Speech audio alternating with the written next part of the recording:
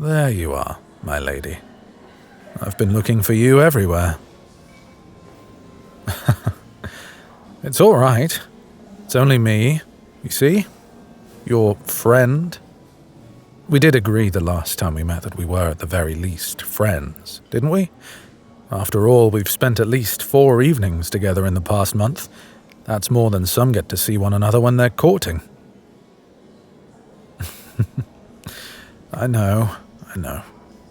You promised you would consider us friends, and you never go back on your word. You wouldn't happen to be ready to part with your name yet, would you, my lady? As I thought. I'll let you keep that particular mystery. For now. Instead, maybe you can tell me what had you so terribly lost in thought when I approached. I don't even think you heard me coming until I was right next to you. Oh yes, you were far, far away, locked in on contemplating that light fixture over there. Yes, of course I noticed. You looked so deep in thought, I obviously had to know what was so fascinating.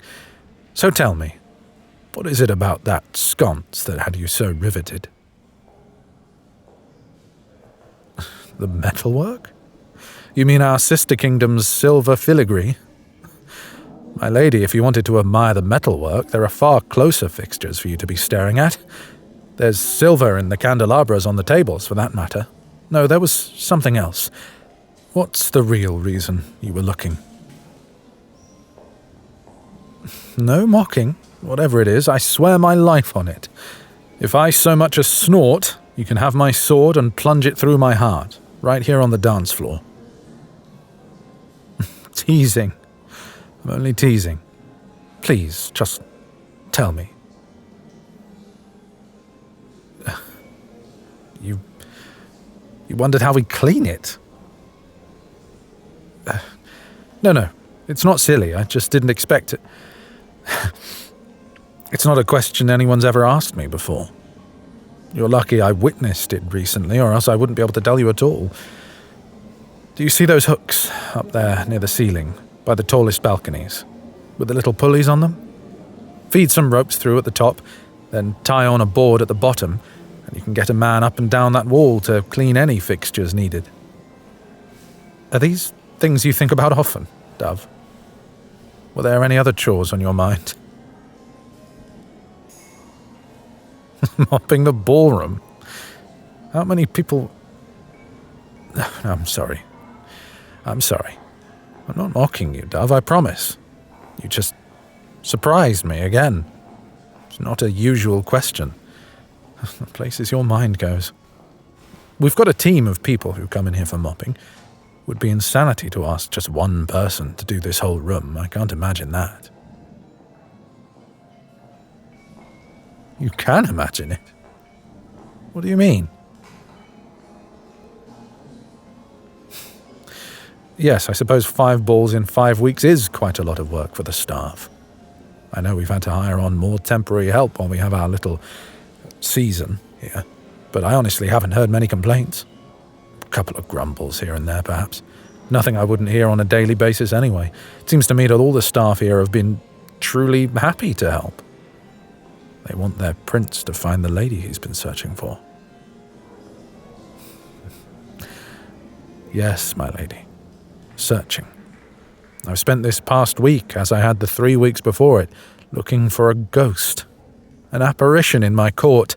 A spirit who appears an hour into the festivities each time we open our doors and then vanishes just before midnight, leaving no trace. You can see how that might be a bit frustrating, can't you? No, she isn't in any kind of trouble. She hasn't done anything wrong. I just want to find her. She is a fascinating mystery. She allows me to monopolize her evening each and every time she comes, but she refuses to tell me her name. She tells such incredible stories about her friends, but she won't actually say where she's from. Not a single person in the court knows her by description, either from here in Gleiser or our sisters in Sylvan. None of our allies or our enemies seem to know she exists. When I went out into the capital, into the streets... Yes, into the streets. I borrowed some clothes from one of the guards, threw a cloak over my head, and started asking around as many people as I could. The butcher, the apothecary, the tailor, the cobbler, the bookseller, anyone who would stop. I asked them, "Have you met the lady who knows the words to all the old fairy rhymes?" I asked them, "Have you met the lady who smiles like she's not sure if she's allowed? Have you met the lady with eyes that shine like gemstones even in the darkest night? Have you met the lady who smells like a summer storm?" And you know what they said? Nothing. They said nothing. Not a single person in this kingdom, high-born or low, knows where to find my apparition. It's absolutely maddening. And the worst part of it is, she has insisted to me that she's one of my subjects, so she has to be close by. How could it be possible that not a soul in either of the mirrored kingdoms can tell me who she is? Unremarkable beyond the ballroom. Was that meant to be a joke? Because I don't find it very funny. My apparition is not someone who could simply go unnoticed, no matter who she is outside of here. You think differently, do you? You know, you seem quite determined to convince me she isn't worth my time. What do you mean, what if she isn't? Don't you dare. We're going to talk this out this time, you and me. You can't keep running away from me, especially after last week. Whoa, hey, what was that? What's happened to your arm? Come here, let me see. It's all right, I just want to see. I'm not going to hurt you, Dove. Let me just have a look. How on earth did you get these awful bruises? They're in the shape of fingers, like someone has grabbed you. Smaller hands than mine, and they've left these terrible scratches. It's not fine. You've been hurt, my lady. And what is that about? You make that face every time I say the word lady as though it's dirty. What? Captain, what could this possibly be about? We discussed this. I'm busy here. I told you I'd be occupied for the whole evening with... And what about some fussy mother is my problem, Captain? You should be able to handle this with security. You don't need my input. From an estate we haven't searched. That would be more interesting if I didn't have the reason for the search right here with me. And once again, she gives me the slip. I've got to figure out how she manages to disappear so quickly. We're going to have to implement Plan B. You remember what we discussed this week? 5 balls in 5 weeks. Searching every estate in 3 days' riding distance from the castle. Shaking down tailors in every village and hamlet for clues. She's not wrong. It's not been easy on anyone. I'm putting an end to it tonight.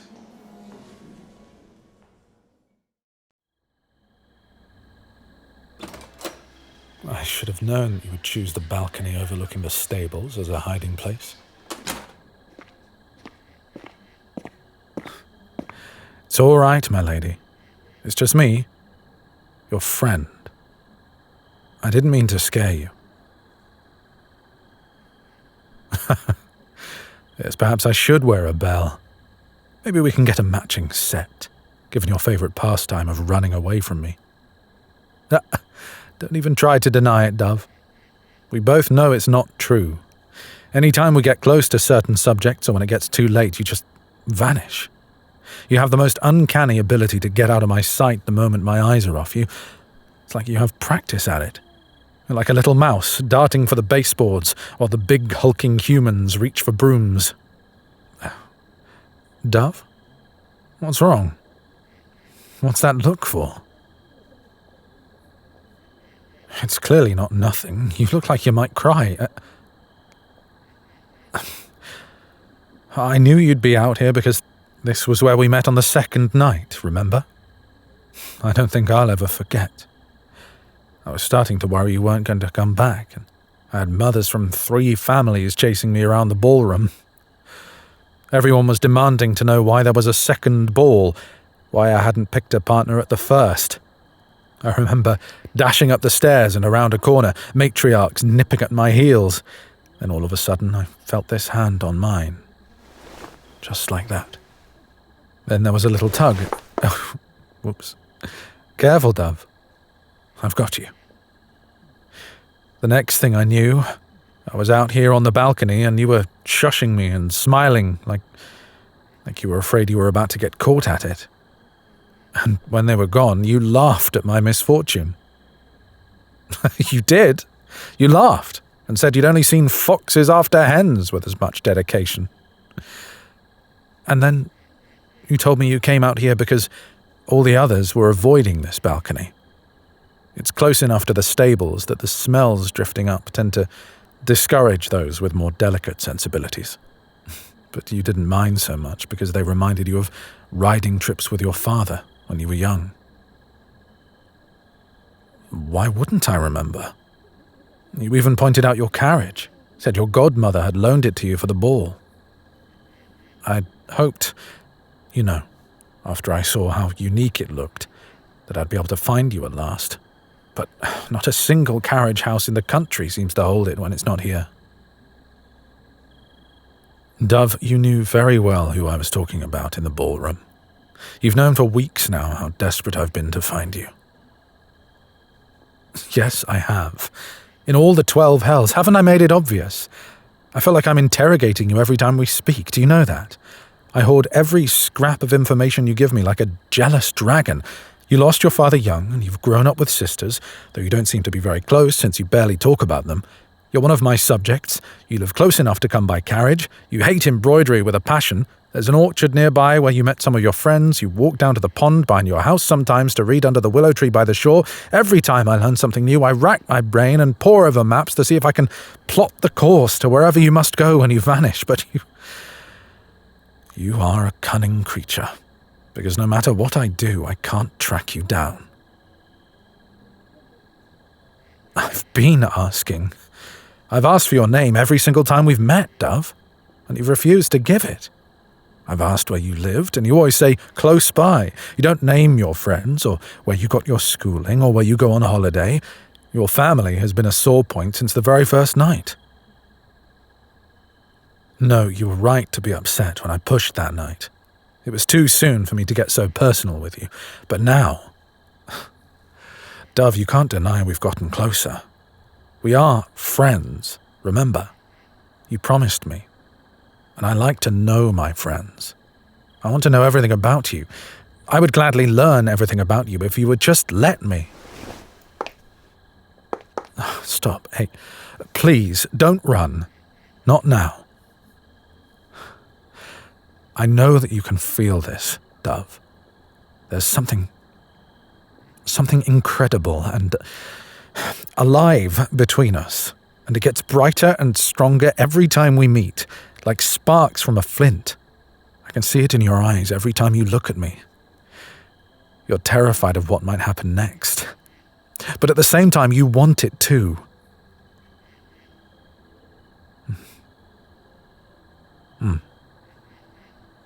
Shh.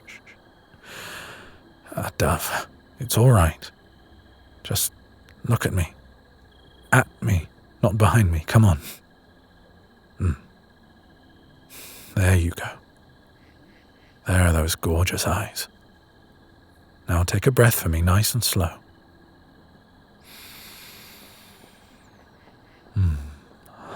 Good.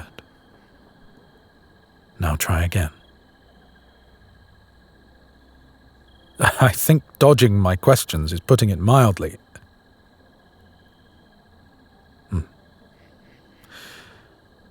So you were afraid I wouldn't like the answers. What could they possibly be that would make me dislike you? No, genuinely, I can't imagine what those answers would be, because I've already had people trying to fill in the blanks. And even then... Oh, yes, several people. Everyone in the court has an opinion on you, my little apparition. It's by the grace of good fortune that most of it is positive, saying she must have come from that family with the poise she shows on the dance floor, or maybe she went to this academy. She must have spent time abroad if she's so unfamiliar with our local cuisine. How cultured she is. But the other side of it, I've got scheming courtiers chasing me down, sharing all of their completely altruistic suspicions. Only a lady from that place wouldn't have known the king's favourite waltz. Isn't it odd that she always arrives after everyone else? No one can figure out where she's getting her gowns, and she stares at everything like she's never seen it before. I'm not saying this to frighten you, Dove. I just want you to understand. I'm not the only one who sees you. You're not invisible, despite what you seem to think. And if you don't say something, other people will try to speak for you. I know you better than to trust the opinions of spiteful matchmaking mothers, but I still want to hear it from you. Your truth. You see, you want to tell me. I can see it in your face. I promise, whatever you have to say, it could never be so bad that I'd turn away from you. Please, just let me in. We can start with your name. Can you please stop this? I told you it doesn't matter. Yes, they're locked. I asked my staff to lock them. Are you seriously so against staying after midnight that you'd risk spraining an ankle jumping down from here? My lady! Hey, I've got you. Steady. It's all right, just calm down and... What are you... Why do you need to leave? Will you be hurt? Cursed? Killed? Then what is it? What happens when the clock strikes 12? The spell breaks? And everything ends? What does that...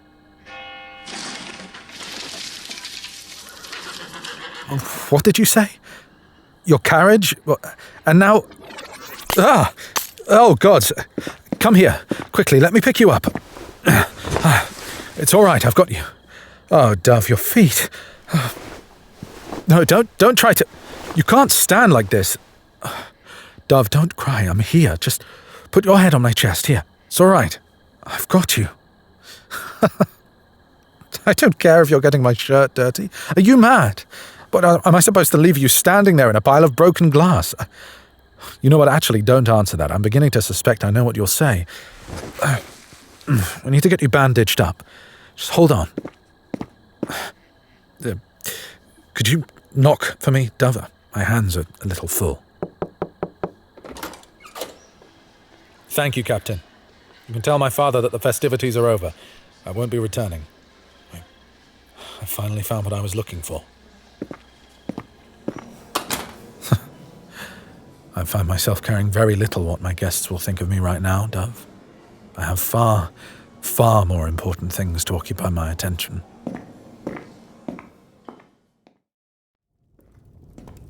I'll set you down on the sofa here, by the fire, all right? There you are.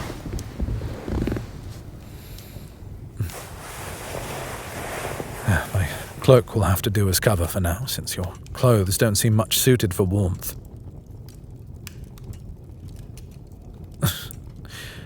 Yes, rags are a more appropriate word, I suppose. What happened to your dress? Yeah, anyway, bandages, yes. I know I left some over here after fencing. Yeah. Why don't you prop up your feet, like this? Don't worry about the cushions, they can be replaced. I'm more worried about you. Why do you think, Dove? Hold this a moment for me, would you? We're in my bedchamber. We won't be disturbed while I get you cleaned up. Here, I'll take that back now. Thank you. So, do I get to know your name at last? Now that this spell has apparently been broken? Say it one more time for me.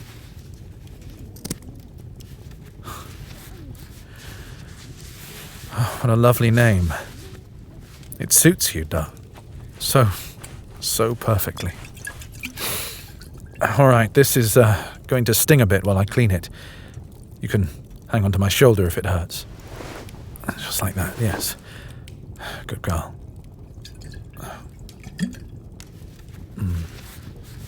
While I take care of this, maybe you can start telling me what I just saw on the balcony. If it's hard to explain, why don't you just start from the beginning then?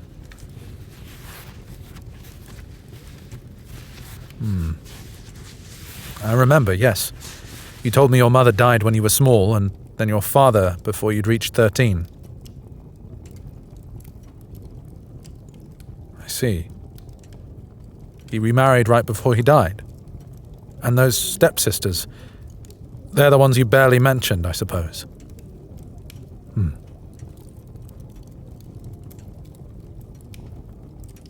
Wait, earn your keep. She said that. And you weren't even...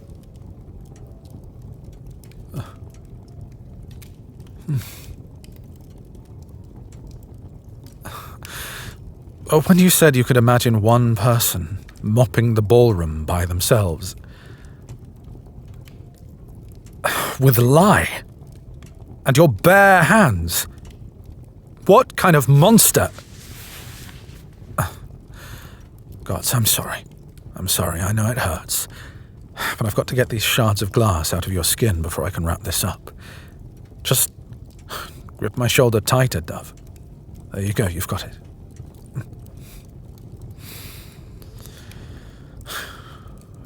Yes. I heard that the first ball was announced before I even came back from studying in Sylvan. I had no idea about it until after I'd got home, and I just about cursed my father's ears off when I found out. He swore when I left that he wouldn't pull something like this. The only blessing I can see in it is that it gave you time to prepare. But you just said that you spent weeks working on your outfit for the ball, that you worked yourself down to the marrow to be sure your stepmother had no reason to stop you from going. They ripped... Wait, this is the dress. This is what they did to you. And you're quite sure they're merely human, not some flock of soul-sucking harpies in barely conceived disguises. And then, Elnessa tore the neckline all the way through the shoulder, making it hang loose and almost wrenching your arm. Trudella yanked off the sash so hard that you fell and skinned your leg. Your stepmother, she tried to break your hand with her heel while you were on the ground. You managed to move in time, but then she stepped on the hem of your dress when you tried to get away and tore it so badly your hip showed through. Stars, that bruise. She broke the broom on your... Oh, Dove. Dove, I'm so sorry. I don't know what just... There must still be magic in that glass. I felt like I was there. I could almost see it all myself. It's okay. Everything's all right. Whatever all that was, it's over now. You're here with me. Oh, those tears will be the death of me. Oh, gods, my hands are bloody. Hold on. Let me just... Yeah. I'll sit with you a while. Come here, Dove. It's all right. Don't be afraid. Lay against me. Rest your head on my chest. There you are. Just relax. Just breathe.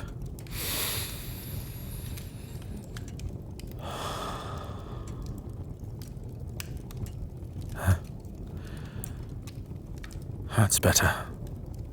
You're all right now. We can wrap up those cuts in just a minute. Just take a second. And if I hear another word about my laundry tonight, I think I'll lose my mind.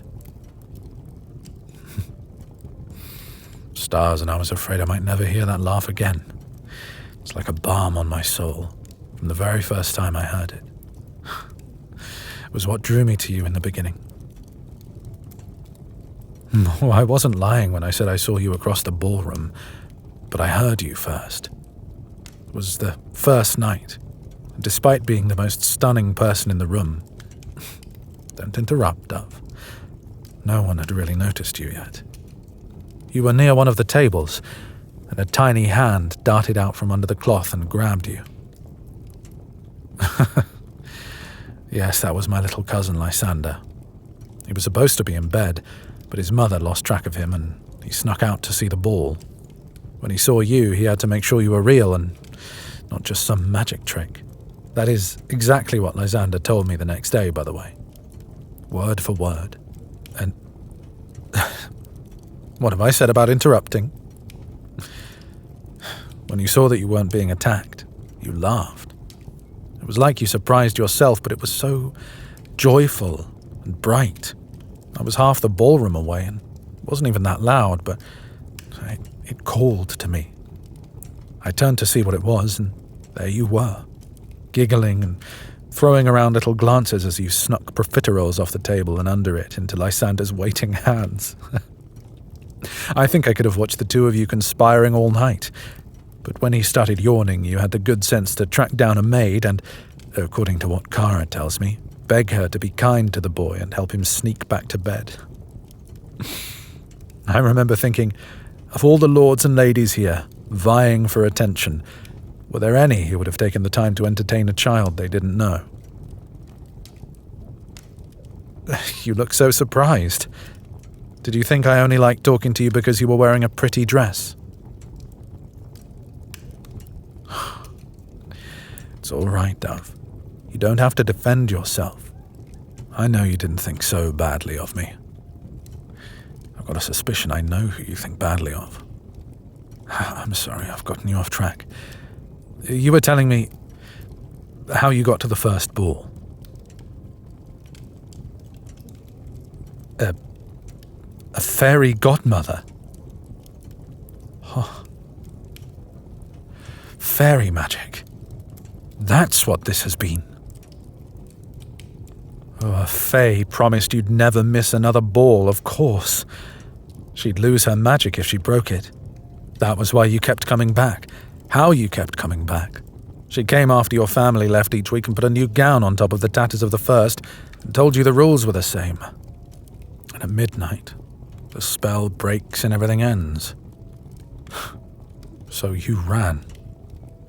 Every single night you ran.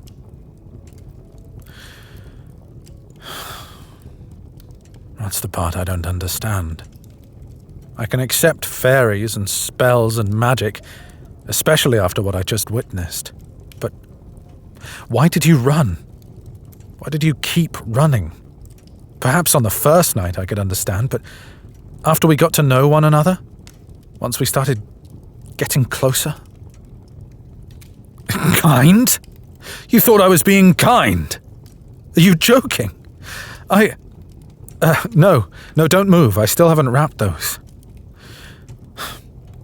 You're okay, I'm sorry. I'm not angry. You don't have to go anywhere. I just... Kind. You can't believe that, Dove. You can't.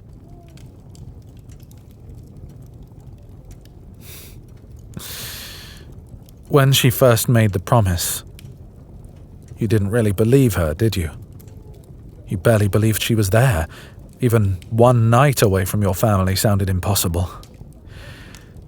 It must have been a shock then when she came back the next week and the week after that. Wait, hold on. You didn't know I was the prince until when? Oh, don't be embarrassed, Dove. It's all right. That explains why you were so different in the mirror maze. Why it was so hard to find you that night. You were hiding. You really found it so shocking that I wanted to talk to you? What, no one else does? But you have all of your friends, don't you? The girls you laugh with by the willow tree, your guards, the gossipy old hens you told me about, that... Animals? All of them? You can't be serious. You have all these stories, whole, complete stories. What about the man you found in your apple orchard? The one who'd been cornered by the guard dogs and lost one of his fingers, but stuck around after you nursed it. A field mouse. He was a field mouse. The girls under the willow geese. The woman you take walks with to get away from the house is the family mare. The hens are real hens, and the brawny guard and the scrawny guard who constantly bicker are the dogs who trap the mouse, and yet I could have sworn they were all real people, from the way you spoke of them.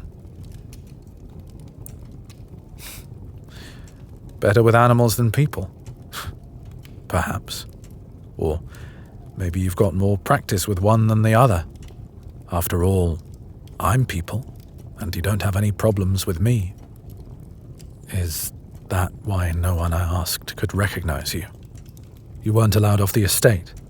Or was that more fairy magic? No? You were allowed? So why... I highly doubt that's the case. I told you before, I can't imagine you being that unremarkable. I'm sorry? The search went poorly because I was flattering you with my descriptions. Dull? Dowdy? Insufferable? Am I talking to you, Dove, or to your stepmother? Good gods, how long has she been filling your head with these vile, poisonous lies? No, Dove, don't even try. You're not going anywhere. I've got you pinned right here. Now look at me. Look at me. That's right. Now I don't know what kinds of filth your stepmother has said to you, but I do know that not a single word of it is true. I'm going to tell you what is. Your smile lights up that entire ballroom. Don't look away. I mean it. I've seen it happen. And you have such a quick and stunning wit. When you make a joke, it catches me off guard and I can't help laughing. The stories you tell captivate me, so much so that I find myself dreaming of adventures in your orchard, even when you're not here. Yes, I think about you when you're not here. I think about you when you are here. You're constantly on my mind, Dove, and I'm quite unwilling to let you go.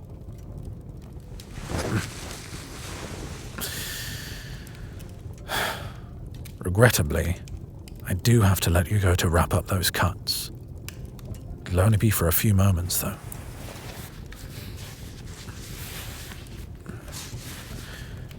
I think sometimes it's easier for you to think of yourself as invisible.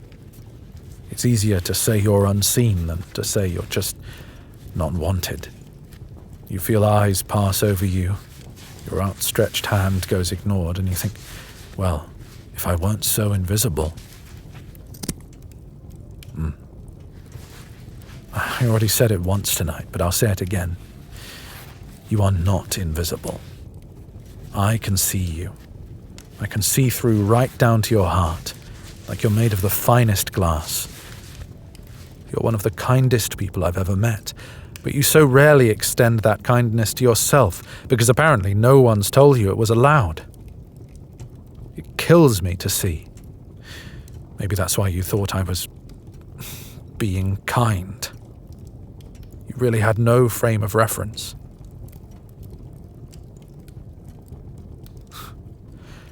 If you knew deep down that it wasn't just kindness, then why...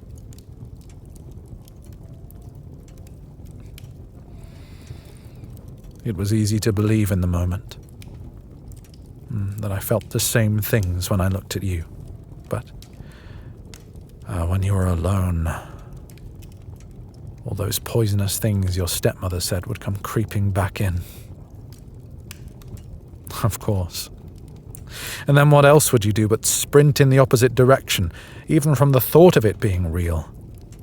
Because the idea of being wrong, badly wrong was so terrifying that it felt like there was nothing to do but run.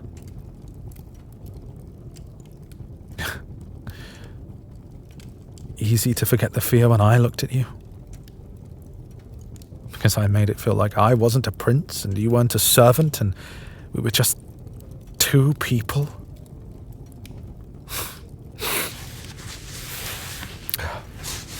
All right. I think that's as far as my field dressing skills will take me. It isn't perfect, but you won't bleed out before I can get you to a real doctor, at least. Come here.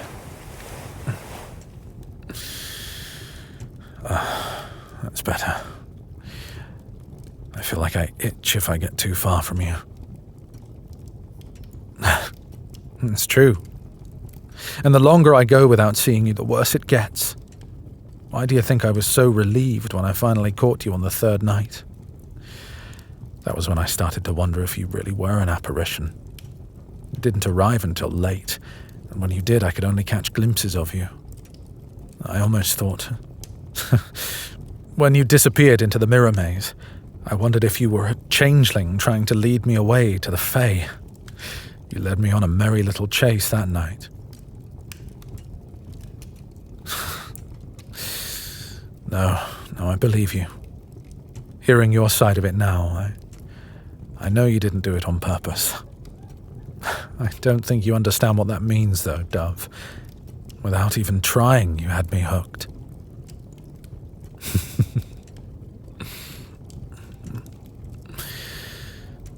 You hid it well, though.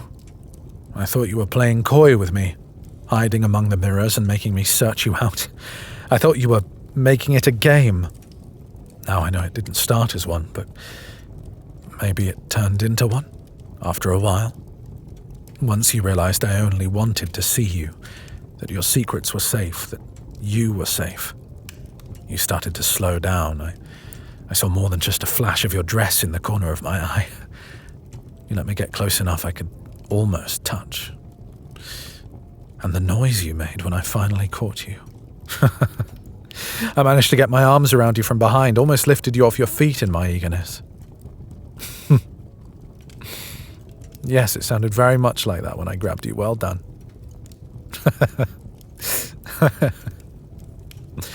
I tell you what, if you agree to a matching one, I'll start wearing a bell just for you.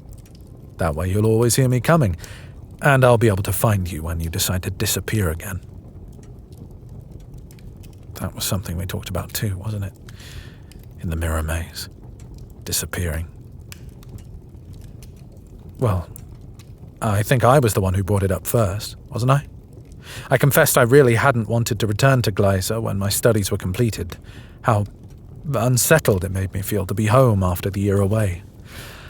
I do love my father dearly, but he can be a pain and a half to deal with, especially when he has a mission on his mind. He promised my mother when she died that he would make sure I married for love, and he got it in his head somehow that because I'm older now than when he met my mother, I'm running out of time. When I said part of me wished I stayed in Sylvan, you said you understood, that sometimes you wished you could run too. That you could climb on your horse and just ride and ride until you were both too tired to keep going, and then you'd rest and ride again until you were so far away you couldn't remember where you'd come from. You asked what made me come back, and I said it was my duty and love for my father. When I asked why you stayed, you said it was the same. But I know now that isn't true, not completely. Can you tell me now? Why did you stay? No. No, Dove. It's not silly. Hope is never, ever silly.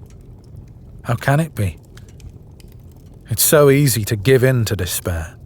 Hoping is one of the bravest things you can do. My father used to tell me Hope had dirt under her nails and blood in her teeth from fighting just to stay alive. You said you hoped that someday you would find something that made staying worth it. Do you remember?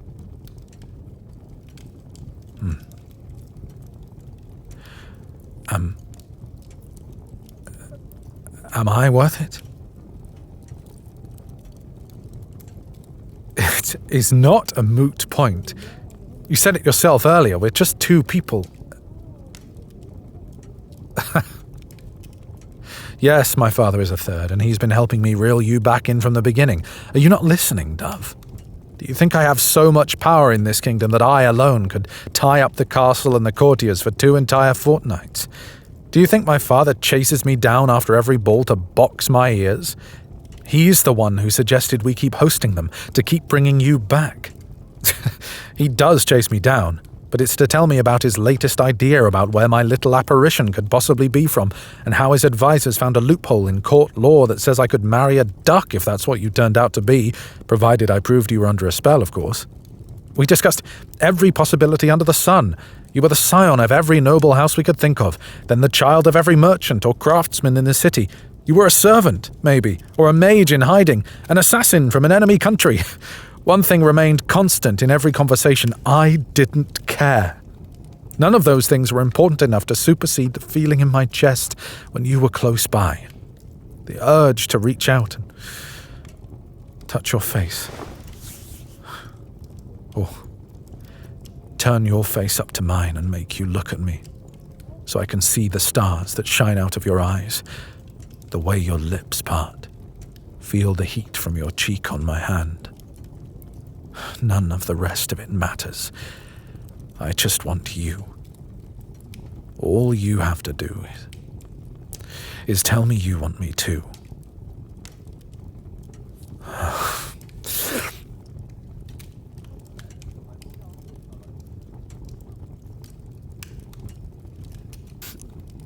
I don't care if you don't have a title. The crown can give you one if you're that concerned about it. I don't care if you think you're dull. I'll sit with you through lessons, read you poetry, take you on art tours around the globe. If you'd rather not be in the public eye, I'll take you to a summer home far away from here, where you never have to see another soul again. If you're better with animals than people, then I can't wait for you to meet every dog, every horse, every fish and fowl we have on the palace grounds, and learn their stories through you. Do you understand yet? I love you. Easily, happily, without conditions or caveats. I think I have from the first time I asked for your name, and you smiled and told me you couldn't just give it away. As though I was the fey creature between the two of us, when you looked like you walked out of a dream. I knew right then I had to earn it. Another chance to see your secret forbidden smile and hear your laugh, and I think I would have done just about anything to get it. If I didn't love you then, I fell for you on the second night, when you got chocolate on your nose. Or on the third night, when you confessed that when your sisters were being particularly difficult, you would sneak pepper into their tea. Or on the fourth, when... Yes, I can and I will. Gods, you've gotten so used to talking to yourself and your chickens that you'd started to forget that other people can have thoughts and opinions that don't exist inside your head. You decide every blessing is a curse in disguise, so it doesn't catch you off guard when everything starts to crumble, but it's not going to. There are no other shoes to drop, Dove. They literally shattered under your feet. Please, just trust that I love you.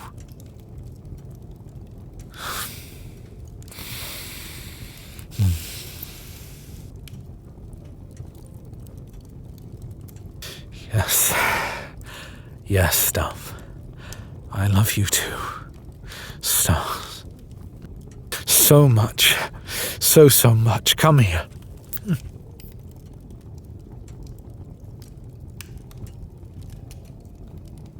We'll get you seen by the doctor and get you some clothes.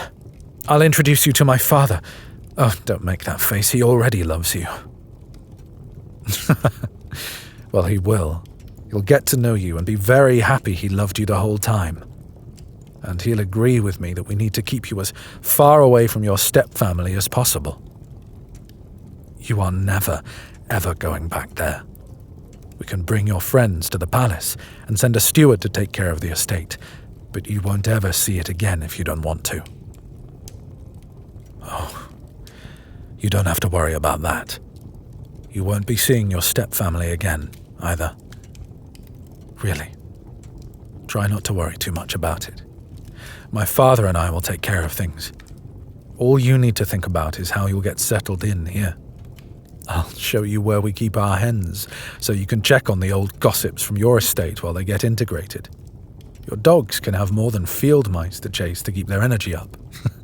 In a few weeks, you'll be telling me that your mare has started some kind of romance with one of the palace stallions.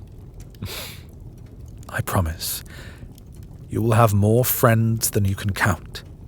Animals, humans, whatever you need. I'll make sure that if I'm not there, you will always have someone to listen. You're not going to be lonely ever again. Yes, Dove. I really mean it. I love you, and I care about you, and I want you here with me, and I will tell you as many times as you need to hear it. If it takes the rest of my life, I will spend it happily at your side, reminding you how beautiful and brave and special you are to me.